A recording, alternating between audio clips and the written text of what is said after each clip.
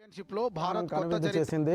భారత్లో నిన్న రాత్రి 9:56 మొదలైన గ్రహణం అర్ధరాత్రి 1:26 వీడింది. చంద్రుడు పూర్తిగా భూమి నీడకు వెళ్లిపోయి 82 నిమిషాల పాటు ఎర్రబారి కనిపించాడు. అనేక మంది ఈ ఖగోళ వింతను ఆసక్తిగా తిలకించారు. 2022 తర్వాత భారత్లో ఎక్కువసేపు కనిపించిన సంపూర్ణ చంద్రగ్రహణం ఇదే కావడం విశేషం. గ్రహణం సందర్భంగా రాష్ట్రంలోని ఆలయాలను ప్రత్యేక పూజల అనంతరం ఆదివారం మధ్యాహ్నమే మూసివేశారు. ఇక ఈరోజు తెల్లవారుజామున సంప్రోక్షణ చేసిన తర్వాత తిరిగి తెరుచుకుంటున్నాయి. భద్రాచలంలోని శ్రీ సీతారామచంద్రస్వామి ఆలయ తలుపులను నిన్న మధ్యాహ్నం 1 గంటకు మూసివేశారు.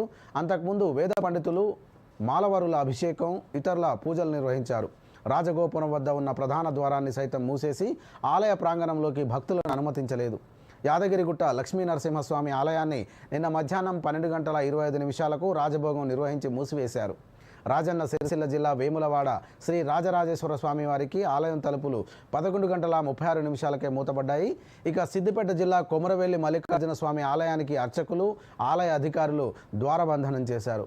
వరంగల్ భద్రకాళి దేవాలయం, 1000 స్తంభాల గుడి, నిర్మల్ జిల్లా బాసర సరస్వతి అమ్మవారి ఆలయం, జగిత్యాల జిల్లా ధర్మపురి క్షేత్రంలోని లక్ష్మీ నరసింహస్వామి, మల్యాల మండలం కొండగట్టు ఆంజనేయ స్వామి ఆలయాలను కూడా ప్రత్యేక పూజల అనంతరం మూసివేశారు.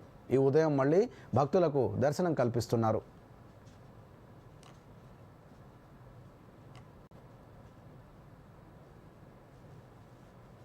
ఉపరాష్ట్రపతి